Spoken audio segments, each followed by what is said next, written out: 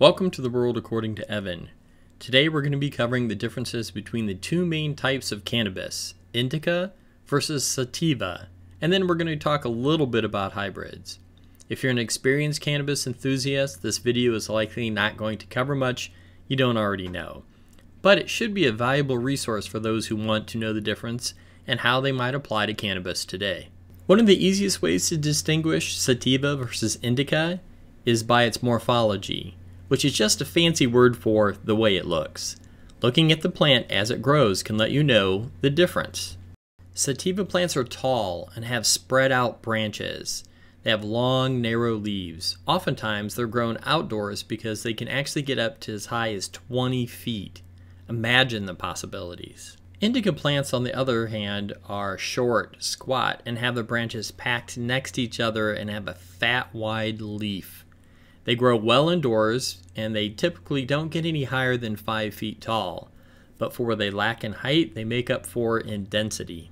Since most of us won't see the plants growing and don't really care much about that as much as the effects, the big focus is really on the effects to the user. Sativas, as a general rule, are uplifting and add energy. They're the most cerebral, spacey, or hallucinogenic highs. Sativas are generally best for day use and are often used by artists and people who want a creative energy boost without being drowsy. Indicas, on the other hand, as a general rule, are relaxing and calming. They cause a body buzz or couch lock. If you can't remember the difference, just remember Couch for Indica. These are great for nighttime use and tend to make you feel super relaxed and sleepy with a lot of body high. Now notice I put as a general rule in each one of the descriptions. That's because some sativas can have some of the indica effects on you, and some of the indicas can energize some people and make them feel uplifted. Strains have different effects, so what I described are general guidelines, but you should check an individual strain's effect if you're looking for something very specific. If you're someone who hasn't had cannabis since the 80s or 90s, you might just think this is a marketing ploy. Pot is just pot. Well, back 30 or 40 years ago, for the most part, pot was just pot and exhibited the characteristics usually associated with an indica. A ton of progress and evolution in the cannabis industry, along with a lot of smart people, have changed the industry so that specific strains have developed specific effects.